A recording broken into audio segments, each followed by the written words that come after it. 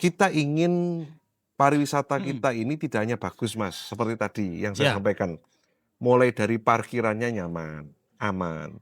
Mulai dari loketnya nyaman, aman. Mulai dari fasilitasnya, keramahan warganya. Nah, ini kan butuh kolektivitas. Itu yang dibutuhkan wisatawan sebenarnya. Itu yang dibutuhkan wisatawan. Oke. Kamu harus menjadi solusi terhadap apa ya? Terhadap itu tadi. Permasalahan yang hadir di lingkunganmu. Itu- Kalau kamu jadi pemimpin, ya orang yang kamu pimpin. Kita ini kan alat negara yang dibayar oleh rakyat. Ya. Harus kembali ke rakyat. Oke. Kepentingan rakyat di atas segala-galanya. Itu maksud saya. Ya. Itu ngomong Malang, Mas. Ini agak emosi saya. Karena eman gitu loh.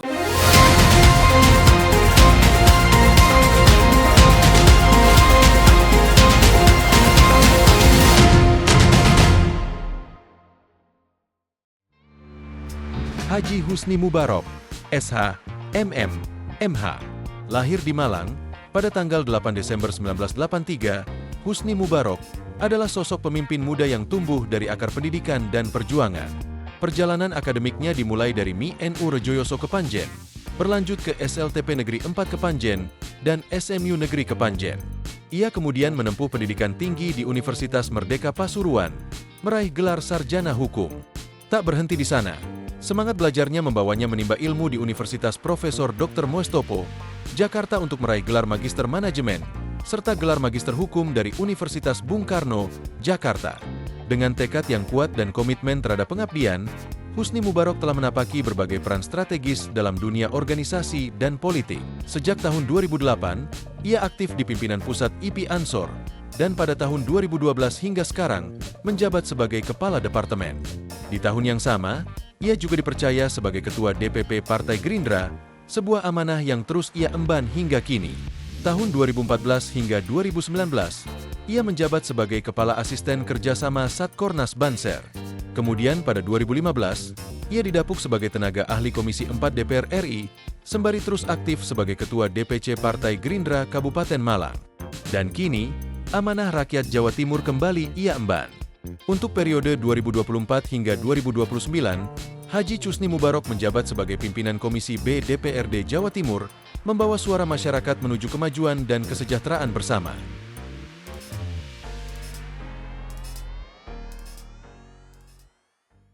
Assalamualaikum warahmatullahi wabarakatuh. Tribuners dan pembaca harian Surya dimanapun Anda berada. Kembali bersama saya, Iksan Fauzi, jurnalis Tribun Jatim Network, dalam program Gebrakan Wakil Rakyat Podcast DPRD Provinsi Jawa Timur. Saya sekarang berada di Kabar Baik Space and Cafe yang berada di Kecamatan Kepanjen, Kabupaten Malang. Kali ini kami kedatangan tamu spesial. Beliau adalah Wakil Ketua Komisi B DPRD Provinsi Jawa Timur, Bapak Husni Mubarok, SH, MM. Dan Tribuners dan pembaca harian Surya, kita akan mengobrolkan tentang pariwisata super prioritas dan peluang ekonomi kreatif tahun 2025-2029. Kita sambut Bapak Husni Mubarok, SHMM, yang akan menjadi teman saya untuk mengobrolkan tentang pariwisata. Assalamualaikum. Waalaikumsalam. Mas. Selamat datang Jumpa di kembali Kabar Baik, Pak Husni dengan Mas Mubarok. Kabar baik, Mas ya. Alhamdulillah kabar baik. Alhamdulillah. Kebetulan kita akan ngobrol di Kafe Kabar Baik. Oh, pas nyambung kafe ya. Ini sangat asri banget, Mas Husni. Alhamdulillah ya. Ini cocok dengan tema kita. Ya. Ngobrolin tentang pariwisata prioritas Indonesia dan Jawa Timur. Sangat menarik, bagian dari kuliner untuk menunjang pariwisata. Salah satu cabang ekonomi kreatif. Ekonomi ini kreatif, selalu betul. bersama-sama dengan pariwisata biasanya ya, kuliner. Wisata kuliner biasanya. Wisata kuliner. Ini sangat mendukung banget. Nggih. Baik, Mas Husni, saya panggil Mas saja ya, karena Oh iya masih re. muda banget ini. Iya no. Nggih. Gimana, tema Mas? kita tema yang menghibur tentang pariwisata. Pariwisata, ya. Kebetulan Presiden kita, Bapak Prabowo Subianto, juga mencanangkan pariwisata bagian dari program prioritas. Ya. Dan kebetulan lagi nih Mas Husni, Gimana, Mas? data di Kementerian Pariwisata, kunjungan wisatawan ke Indonesia ini sangat tinggi sekali. Sangat tinggi, benar. Januari sampai Agustus sudah 807 juta. Luar biasa, ada peningkatan 19 sekian persen lah ya dari Ya. tahun 2024 kemarin. Ya, Mas Husni, pariwisata salah satu penunjang ekonomi. ya, Iya kan? benar. Menurut pandangan Mas Husni Mubarak sendiri ya, Ya. sebagai Wakil Ketua Komisi B DPRD Jawa Timur, Mm-mm. bagaimana tentang pariwisata di Indonesia ini? Ya, kita Mas Iksan, yang pertama nyapa Tribuners dulu dong. Oke, Assalamualaikum Tribuners. Jumpa kembali Jumpa soalnya kembali. kita ini. Gebrak-mengebrakan gitu kira-kira. Mas, kalau ngomong pariwisata ya, kita bersyukur Indonesia, Nusantara ini kita dikaruniai oleh Allah Subhanahu wa Ta'ala dengan daerah wilayah yang sangat luar biasa. ya, Artinya apa? Kalau ngomong potensi wisata, kita punya wisata alam, wisata budaya, wisata buatan, bahkan dengan kreativitas para pelaku wisata kita ini. Indonesia ini satu, kita punya banyak gunung. oke, Dari gunung ini nanti tentunya akan muncul potensi-potensi pariwisata. Kemudian kita punya garis pantai yang luas. Kemudian kita punya hutan-hutan yang memang secara aturan bisa dijadikan sebagai tempat wisata. Artinya kalau kita ngomong darat, laut, udara, kita semua punya potensi wisatanya. Nah, ini kemudian menjadi salah satu peluang yang kemudian di era pemerintahan Presiden Prabowo diharapkan menjadi salah satu pengungkit kebangkitan ekonomi kita. terutama setelah COVID ya. Terutama pasca COVID. Oke. Terutama pasca COVID, sektor pariwisata ini memang kita genjot agar kemudian bisa meningkatkan pendapatan, tentunya nanti dampak selanjutnya ya perbaikan ekonomi, kemudian dari proses itu muncul daya beli yang meningkat dan sebagainya. Oke, kalau di Jawa Timur sendiri, Mas Husni, Ya, menurut pandangan Mas Husni sendiri, apakah potensi wisata di Jawa Timur ini begitu menggairahkan atau bagaimana? Jawa Timur ini salah satu dari daerah provinsi di Republik kita, Mas Iksan, yang memang punya destinasi wisata yang kompleks. Oke, Destinasi wisata yang lengkap. Seperti tadi saya sampaikan, kita gunung punya, kita laut punya, kemudian kita juga punya wisata buatan, kemudian kuliner kita juga kaya dengan karya-karya kuliner yang memang masuk layak sebagai kunjungan wisata yang gitu khas ya. daerah ya. Ada Pak Sumalang, ini kan Oke. sudah menjadi brand ya. Dan menu-menu yang lain. Ditambah lagi kalau kita ngomong potensi wisata Jawa Timur, BTS kita ini, Ya, Bromo Tengger Semeru. Semeru ini kan sudah masuk ke bagian dari 5 DPSB nasional. Oke, Dari situ kita sudah bisa menghitung potensi kunjungan wisata dari para wisatawan baik lokal maupun mancanegara. Begitu Mas. Maka kemudian Jawa Timur yang di pemerintahan periode pemerintahan baru ini menggaungkan semangat gerbang baru Nusantara, oke, maka memang harus benar-benar bisa menuju dan menjadi gerbang baru Nusantara yang sebenarnya. Artinya kalau ngomong gerbang baru kan kita di depan ini. Kalau kita ngomong di depan kan kita jadi etalase ini. oke. Maka Jawa Timur harus siap dengan itu. Saya kira ini akan melengkapi potensi-potensi destinasi wisata, khususnya tadi kalau kita ngomong di DPSB ini kan Bromo Tengger Semeru ini kan sangat luar biasa Ya, untuk melengkapi Mandalika tentunya, Labuan Bajo Oke. dan beberapa DPSB yang lainnya. terutama banyak wisatawan dari luar negeri ya Mas ya. Terutama Wisma. Wisman sudah banyak ke sini ya. Sudah banyak, sudah banyak. Jadi kalau kita ngomong wisatawan mancanegara, akhir-akhir ini tidak ngomong hanya tentang Bromo. Oke, Banyak yang sudah mulai ke wilayah timur, Banyuwangi. ya, Lihat Blue Fire di Ijen. ya, ya. Kemudian sekarang yang lagi pada ke Grojogan Sewu, Ya. Tumpak Sewu. Jadi saya kebetulan dapil saya Malang Raya, Mas. Jadi Tumpak Sewu atau Grojogan Sewu itu ada di wilayah Malang dan Lumajang. Lumajang. Nah, beberapa saat akhir-akhir ini kami sering melihat banyaknya wisatawan mancanegara yang mulai melintas. Ya. Ketika kita cek ternyata tujuannya ke sana. Nah, ini salah satu potensi yang harus kita garap serius. Iya, memang Jawa Gitu. Timur memang kaya banget tentang wisata alam ya. Jawa Timur kaya banget tentang wisata alam. Kemudian dibantu oleh di Kota Batu juga ada banyak juga wisata buatan yang Betul. banyak dikunjungi oleh wisatawan. Wisatawan. Bahkan saya dengar-dengar Mas, targetnya wisatawan yang berkunjung di Malang Raya ini meningkat ini Meningkat. dibandingkan tahun kemarin ini. Betul, betul. Jadi terjadi peningkatan kunjungan wisata Iya. seiring dengan ya tumbuh dan berkembangnya objek-objek wisata baru, Iya. khususnya wisata buatan. Nah, ini yang kemudian menjadi salah satu concern dari pemerintahan, bagaimana kemudian tumbuhnya destinasi-destinasi wisata baru ini seiring sejalan dengan pembangunan infrastruktur lainnya. Seiring sejalan dengan program prioritas pemerintah. Dalam hal ini Presiden Prabowo, sehingga nanti akan secara komprehensif manfaatnya itu dirasakan oleh masyarakat. Masyarakat ya. Itu. Terkait dengan ini Mas, sumber daya manusia sendiri, Ya, ya kan, tentunya kan karakteristik di masyarakat kita masih masyarakat desa, ya. ya kan, butuh lebih cepat beradaptasi Mm. dengan wisatawan yang dari berbagai daerah. Ya, Nah, itu bagaimana benar. Mas? Ya. Menurut Mas Kusni ini? Ini salah satu tantangan yang ini juga serius kita bahas dengan melakukan pendampingan. Pendampingan apa?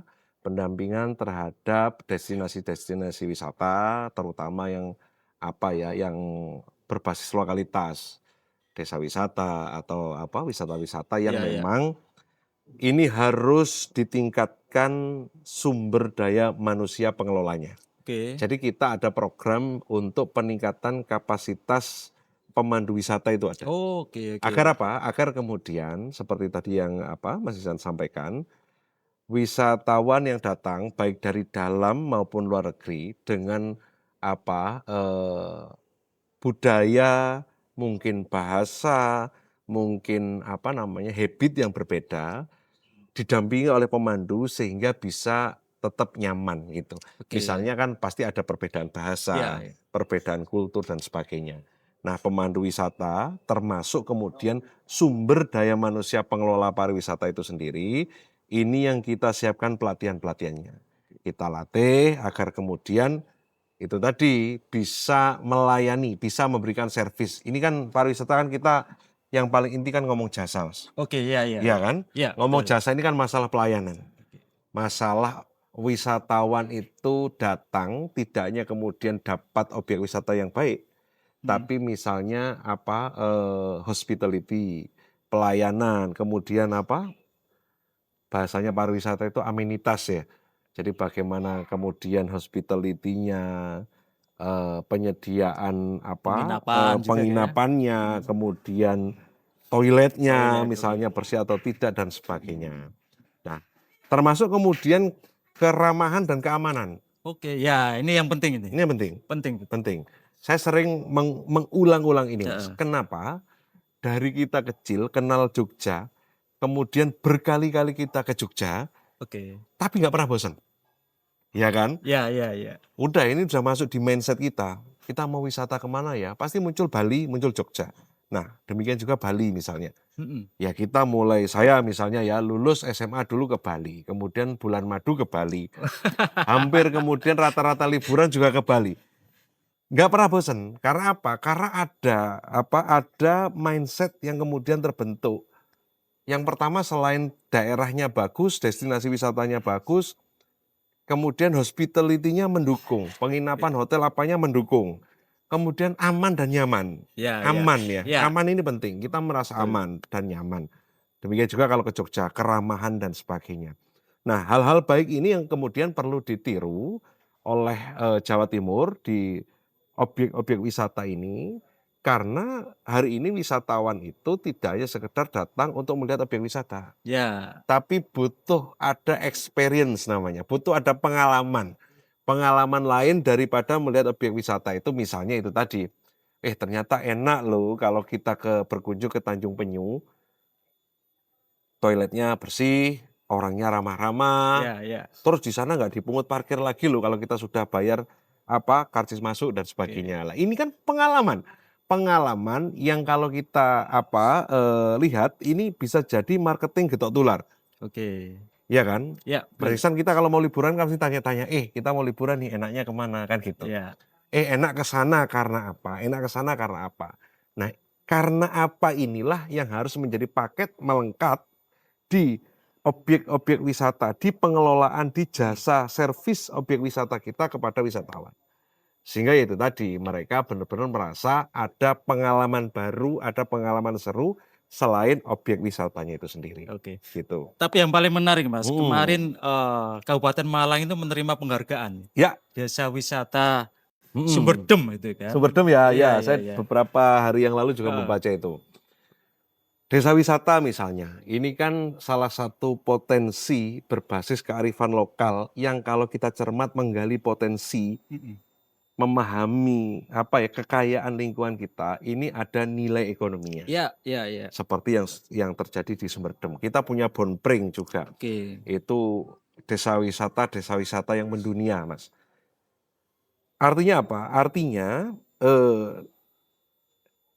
desa wisata ini pengelolanya berhasil mengidentifikasi apa sih yang bisa kita jual sebagai wisata. Iya, iya. Kayak Gitu. Koperasi Merah Putih itu ya. Kayak Koperasi Merah Iya, Putih betul. itu. Berarti ekonomi di desa harus tumbuh. Kearifan lokal sama potensi lokal inilah yang digali. Oke. Jadi jangan sampai kemudian, ini saya ulang-ulangi lagi, saya sering nyampaikan ini Mas, kita ini pernah di fase latah. Ketika ada program desa wisata, hampir semua membuat desa wisata yang serupa. Nggak tahu ini konsepnya apa yang paling mudah atau yang paling apa ya. Hampir semuanya bikin kolam renang misalnya. Ya.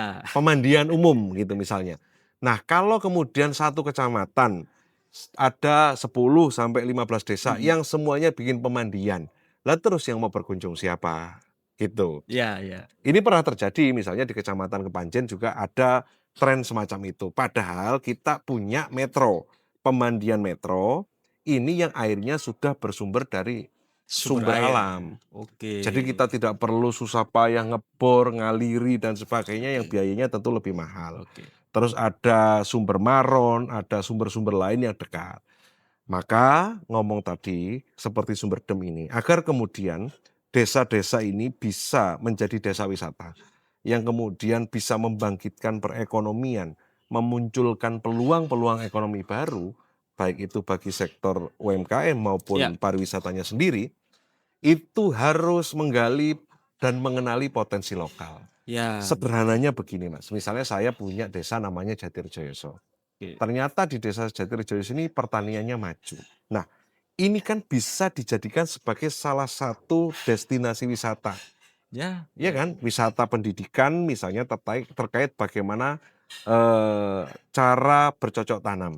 Yang ini memang selain edukasi, memang ada nilai wisatanya. Ya. Iya kan? Ya. Sekarang kan lagi musim Mas, kita bayar berwisata untuk nanam padi. Ya. Kita bayar ke tempat wisata untuk ngasih makan sapi kan gitu. Ada juga yang memerah sapi. Ada yang memerah sapi, memerah susu sapi ya. Iya. Padahal kan dulu stigma kita ini, mindset kita kan kita bentuk, kita sekolah yang pinter biar gak ngarit no sapi kan gitu. Ternyata kalau kita jeli membaca peluang itu jadi potensi wisata. Oke. Nah, maka belajar dari Sumberdem, Bonpring dan sebagainya yang harus dilakukan Mas, ini semangat yang selalu digaungkan oleh Presiden Prabowo. Betul. Semangat gotong royong, nilai-nilai luhur yang diwariskan oleh para founding fathers kita, Bung Karno dengan semangat gotong royongnya, yang hari ini dicontohkan oleh Pak Prabowo.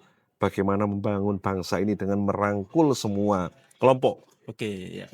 Partai, kelompok agama, semua kelompok masyarakat dilibatkan karena kita sadar bangsa kita besar, negara kita ini luas, tidak bisa diselesaikan oleh Superman, maka butuh kolektivitas bangsa super bangsa yang bersatu padu gotong royong untuk menyelesaikan permasalahan. Semua diajak ya. Semua diajak, itu yang harus diselesaikan dulu. Ketika kemudian kesadaran kolektif di desa tersebut terbentuk, maka kemudian mengidentifikasi potensi pariwisata. Rek, Oke. janjane opo sih teko desane dhewe iki sing iso didol, Iya. Betul. yang bisa dipasarkan sebagai destinasi wisata. Betul. Rek, opo sih kita punya keunikan apa, punya kekhasan apa, punya potensi apa, itu. Nah, kenapa kemudian harus melibatkan semuanya dan kenapa harus mengidentifikasi di awal? Yang pertama, kita ingin pariwisata kita ini tidak hanya bagus, Mas, seperti tadi yang saya Ya. sampaikan. Mulai dari parkirannya nyaman, aman. Mulai dari loketnya nyaman, aman. Mulai dari fasilitasnya, keramahan warganya. Nah, ini kan butuh kolektivitas. Itu yang dibutuhkan wisatawan sebenarnya. Itu yang dibutuhkan wisatawan. Kolektivitas bersama ini yang kemudian membuat pelaku-pelaku wisata ini mudah. Iya.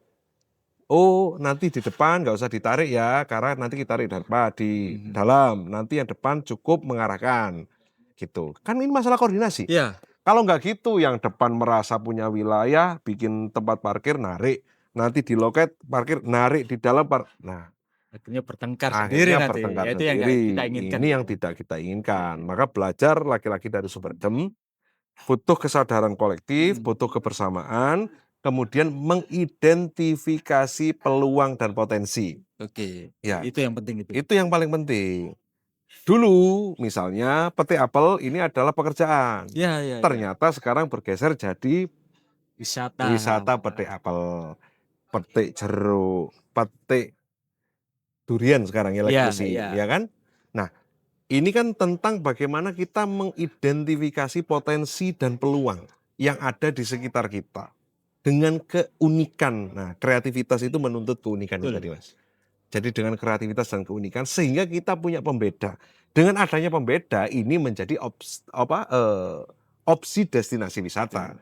Kalau sama ini kan ya kan persaingan jadi ketat, akhirnya saling itu capek. Tapi kalau kalau di desa ini kuliner, kalau di desa ini ada kita lihat jaranan, di desa ini kita lihat air terjun kan seneng kita keliling ya. Makanya ada ekonomi kreatif itu ya. Makanya kemudian Butuh kreativitas muncul ekonomi warga, kreatif gitu yang mengiringi dari potensi wisata yang ada ini. Artinya dengan kemudian muncul objek wisata, tentunya kan diikuti ada UMKM ini. Sektor-sektor industri kreatif yang tumbuh. Kemudian penjual souvenir, Oke, ya. kemudian penjual makanan khas dan sebagainya. Ini kan satu rangkaian yang nanti akan bersama-sama membangkitkan potensi ekonomi kita. Baik, Mas Husni, itu Ya. tadi kita lihat dari sisi wisata alam dan yang dikelola oleh masyarakat. Ya. Sekarang menuju ke pariwisata yang prioritas. Menjadi prioritas salah satunya adalah Bromo Tengger Semeru ini. Ya, BTS ya. Jadi saya kira orang tidak meragukan lagi lah Ya. yang namanya BTS ini kan Ya. keindahannya alamnya. Kebetulan saya juga pernah ke Puncak Semeru nih, Mas. Gitu ya. Bagus banget di Ya. sana, betul. Kalau Mas Husni sendiri melihat hari ini infrastruktur ke arah sana sudah baik atau bagaimana? Kalau diomongi baik ya memang selalu butuh peningkatan. Oke. Karena apa? Karena seiring dengan peningkatan kunjungan. Ya, ya, ya. Satu, kemudian ya kita harus memaklumi bahwa Semeru ini adalah gunung berapi yang masih aktif. Oke. Sehingga memang ada aktivitas vulkanik yang memang ini kemudian menuntut kita untuk memperbaiki kembali infrastruktur menuju ke sana. Gitu. Nah, ini yang menjadi upaya kita bersama seperti kami di Dinas Pariwisata dan Kebudayaan yang menjadi mitra kami. Mitra Komisi B ya. Mitra Komisi B juga membicarakan tentang itu. Kita kemarin membahas tentang akses jalan di area Bromo. Oke. Ya, itu yang akses. dari mana, Mas? Itu yang dari arah Malang, menuju membelah savana yang mau arah ke naik itu. Iya. Ya, kemarin kita sedang membicarakan itu. Ya memang ini tidak selesai di provinsi, Mas. Ya, Ngomong ya. BTS ini sebenarnya nasional. Nasional. Gitu. Ya ini mumpung di podcast ini biar didengar teman-teman di pusat. Rasa-rasanya itu gini teman-teman. kok daerah yang menyiapkan infrastruktur tapi apa PNBP-nya naik ke atas Oh kan gitu gitu. ya, harus Daerah, dibagi. nah buat daerah diciprati Oke, kira-kira oke, gitu. oke. Enggak. Artinya kita kalau ngomong BTS ini Ya, sebenarnya ya. domainnya nasional ya. Ya, Oke. kita menjadi bagian dari apa pelaksana pemerintah pusat yang ada di Provinsi Jawa Timur. Kalau ngomong infrastruktur apakah sudah baik? Kalau ngomong baik-baik, apakah sudah cukup? Tidak. Ini sedang kita upayakan terus peningkatan infrastruktur ini agar kemudian tadi itu selain potensi yang luar biasa, wisatawan ini dapat pengalaman, experience. Ya, Oh, ternyata dalannya penak. oke. Oh, ternyata aksesnya mudah, nggak geronjal-geronjal dan sebagainya. Gitu Mas Isan. Satu lagi Mas, Oke. tentang transportasi yang menuju ke arah savana dan apa namanya itu lautan pasir ya. Mhm, mhm. Kan akhir-akhir ini banyak ya peristiwa ya, Ya, kecelakaan heeh, gitu ya. heeh. Bagaimana Komisi B ini menyampaikan kepada pemerintah provinsi supaya itu tidak terjadi lagi lah. Ini kan Ya, penting untuk penting, memberikan penting. kenyamanan, Kenyamanan keamanan dan tadi. keamanan, Iya, penting, iya. penting. Jadi kami minta kepada dinas sebagai apa eksekutor teknis ya, Iya, sebagai bagian dari eksekutif, ini untuk hadir memang mendampingi di proses penyelenggaraan pariwisata ini dengan apa? Dengan berkomunikasi dan berdampingan secara baik, misalnya pada komunitas penyedia jasa angkut itu, iya. jeep. Transportasi ya. Jeep-jeep yang ada Iya, di betul. situ. Nah, kemudian dengan pemandu wisatanya, makanya tadi di awal saya sampaikan bahwa kita juga punya program untuk peningkatan kapasitas pemandu wisata. Iya. Nah, sama, Itu yang melakukan siapa, Mas? i Provinsi atau kabupaten kota juga? kabupaten kota melakukan iya. Jadi terlibat semua ya? Semua terlibat, Oke. provinsi iya, pusat tentunya juga iya. Karena Iya, iya. gini, ngomong BTS ini memang diampu oleh 3 level, pusat, provinsi, dan kabupaten kota. Kabupaten kota. Karena kan Oke. ya semuanya ngomongnya apa ya, terdampak ya. Semuanya ini ikut di proses ini. Iya, iya. Kabupaten sebagai pemangku wilayah, kemudian provinsi ya teritori Iya. provinsinya, Hmm. pusat karena ini ditetapkan sebagai apa DPSP nasional gitu misalnya, sehingga ya semuanya bekerja sama. Tadi gotong royong tadi itu. Makanya dengan harapan kalau pemandunya siap, sumber daya manusia pengelolanya siap, infrastrukturnya baik, maka ya wisatawan yang datang banyak. Itu Oke. buat duit sing akeh dek kono, agar ekonomi tumbuh kan gitu. Bukan buat oh iyalah spending ya, spending Iya, menghabiskan uang biar tumbuh juga biar ekonomi di tumbuh, daerah situ biar kan. ekonomi tumbuh, Termasuk UMKM, Mas ya. termasuk UMKM. Sudah hidup nggak Mas ya di sekitar wisata kita itu, terutama di Bromo Tengger Semeru? Kalau ngomong sudah hidup sudah, tapi terkelola dengan baik belum. Belum Nah, ya. ini Perlu lagi-lagi peningkatan ya.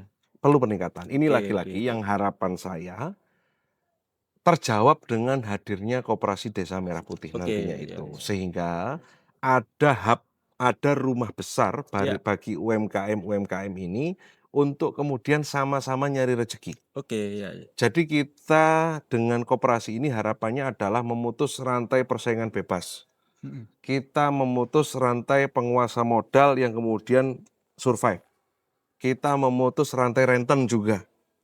Harapannya dengan Koperasi Desa Merah Putih ini bisa menjadi ekosistem salah satunya nanti yang akan berdiri di potensi-potensi objek wisata kita ini untuk menaungi para UMKM di situ. Ya. Gitu. Sehingga ya para pelaku UMKM ngomongnya adalah produksi sudah. Ya, Sudah ya, nggak ya. ngomong nanti masarkannya gimana, nanti apa modalnya dari mana dan sebagainya. Jawabannya ada di koperasi Oke, tadi itu. tapi tentu perlu peranan intervensi dari pemerintah daerah untuk Ya, memberikan space ya betul. bagi produksi-produksi dari para UMKM itu kan. Betul, kami di provinsi melalui Dinas Koperasi dan Oke, UKM dan Dinas Perindak juga melakukan pelatihan-pelatihan, Mas, pelatihan-pelatihan untuk pemberdayaan, peningkatan kapasitas sumber daya manusia wirausaha baru. oke, Kemudian pendampingan terkait pengurusan izin dari UMKM ini, baik itu NIB sampai di sertifikasi halalnya.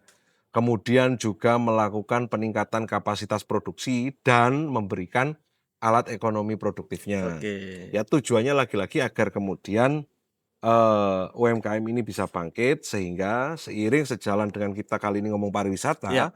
ketika pariwisatanya ini sudah siap, infrastrukturnya ini ada, pengelolaannya ini juga menjadi terpadu dengan peningkatan-peningkatan tadi. Oke, saya kira dengan Koperasi Merah Putih itu bisa menjawab. Saya kira salah satu jawabannya Oke. itu, Mas. Karena kalau kita lihat semangat dari Koperasi Desa Merah Putih itu, Pak Prabowo ingin memang ekonomi ini dibangun dari bawah. Oke, ya. Ingin ekonomi ini kemudian tumbuh dari desa-desa. Bottom Nah up ini ya. bottom up. Dan ini kan sejalan dengan kemudian kita menghidupkan potensi-potensi pariwisata itu sendiri. Yang penting Mas, yang agak repot ini adalah masalah rukun ini loh. Kadang-kadang kan gitu. Kadang-kadang Rukun ya. gontok-gontokannya ini kan masalah Iya, lapak, iya. masalah ini wilayahku, masalah lah ini yang kemudian dengan koperasi diharapkan Iya. sudah tidak ada itu lagi. Wong ini ya podo-podo dulure, podo-podo tonggone, podo-podo koncone. Harus ada regulasi yang semuanya menguntungkan. Tapi modal kita, modal sosial masyarakat kita udah ada ya. Ada, Modal kebersamaan, gotong Ada. royong kita ada. ada. Semangat Pancasila itu sudah merepresentasikan masyarakat kita yang yaitu tadi gotong royong. Kemudian mengambil keputusan dengan musyawarah. Ini kan Oke. kolektif kolegial. Oke. Kemudian bagaimana dengan akumulasi ini tadi menghasilkan keadilan sosial. Ya. Tinggal ya Mas Iksan ada tantangan di kemajuan perkembangan zaman, era digitalisasi ini kan membuat perkembangan kultur ini kan berbeda dan berubah dengan cepat. Ya, Nah ini yang harus kita kontekstualisasikan agar kemudian nilai-nilai dari Pancasila, undang-undang ini tidak dianggap ketinggalan zaman gitu. Ya, betul. Itu sih. Agar kemudian modal sosial, bonus demografi, kerukunan kita, terus gotong royong kita ini menjadi kekuatan yang punya dampak ekonomi. Mm-mm. Kekuatan yang bisa menghadirkan keadilan dan kemakmuran secara merata. Oke. Itu. Mas, terkait dengan promosi sendiri ya. Ya. BTS ini kan, walaupun tidak dipromosikan juga terkenal sebenarnya ya. Sangat Tapi terkenal tetap ya. promosi kebaikan itu kan tetap. Kira-kira Mas Husni sudah mengevaluasi ya, tugasnya DPRD kan juga Betul. bagian dari Pengawasan ya, pengawasan ya. Promosi yang telah dilakukan oleh semua ya pemangku kebijakan, terutama pusat, Provinsi Jawa Timur maupun di daerah ini. Ya. Itu perlu nggak sih promosi itu misalkan ya melibatkan anak-anak muda gitu kan?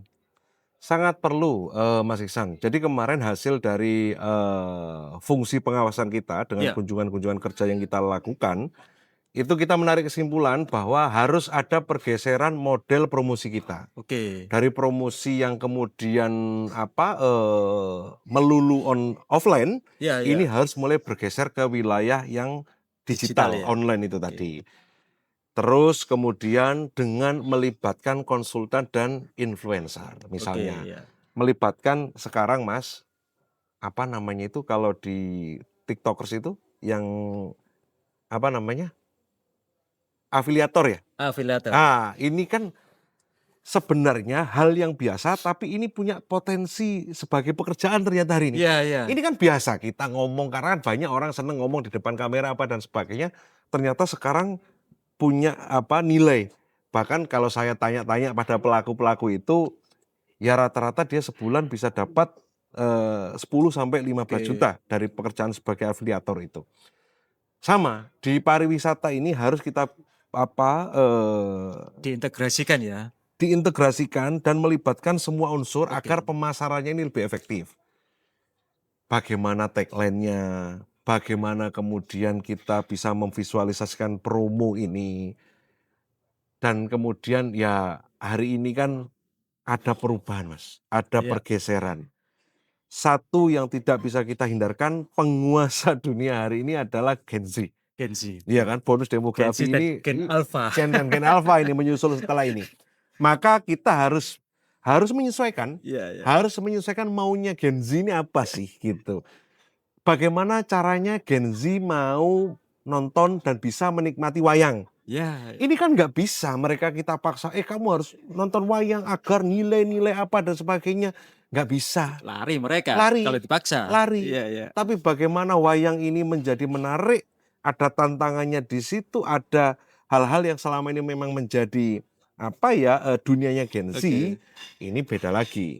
Gen Z, reog ini bagus loh. Lah kalau kita suruh nih lihat reog lek-lekan gitu aja ya, nggak bisa. Nggak bisa ya. Nggak bisa. Oke. Maka itu tadi perlu kemudian berkolaborasi.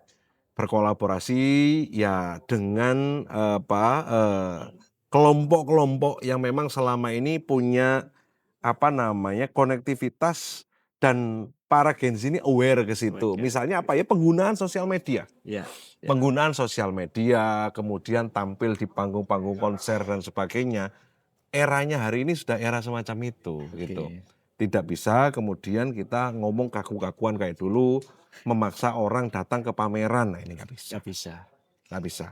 Ya sarana dan prasarana yang sudah ada, digitalisasi yang ada, kemajuan zaman yang ada ini yang terus kita tingkatkan. Pendekatannya beda sekarang kan. Ya, Oke. termasuk kemudian kita berbasis database. Wah, betul itu. Ya kan? Jadi ini hebatnya digital, Mas. Dengan digitalisasi ini kita bisa melakukan namanya retargeting. Oke. Orang-orang, wisatawan-wisatawan yang datang, kemudian kan pasti dia berinteraksi, pasti dia mengisi data apa dan sebagainya, sehingga kemudian pariwisata kita punya database. Lah inilah kemudian yang akan kita informasikan tentang potensi, tentang promo, tentang kegiatan-kegiatan yang ada di pariwisata kita. Sehingga relate kembali lagi dia akan datang dengan pemasaran-pemasaran yang efektif itu Oke. tadi. Mas, Oke. langkah strategi apa Mas yang sudah dibuat oleh DPRD Jawa Timur dengan pemerintah provinsi dalam rangka memperkuat pariwisata super prioritas ini? Ya, dalam rangka memperkuat pariwisata di Jawa Timur, Iya. kami bersama Dinas Pariwisata salah satunya menyelenggarakan kegiatan-kegiatan untuk mengapresiasi dan menghidupkan kesenian-kesenian dan kebudayaan-kebudayaan yang ini punya nilai, Oke. yang ini punya kekhasan, yang ini punya keunikan, yang ini apabila dibungkus menjadi potensi pariwisata Ya. yang luar biasa. Nah ini hari ini sudah mulai kita jalankan program itu.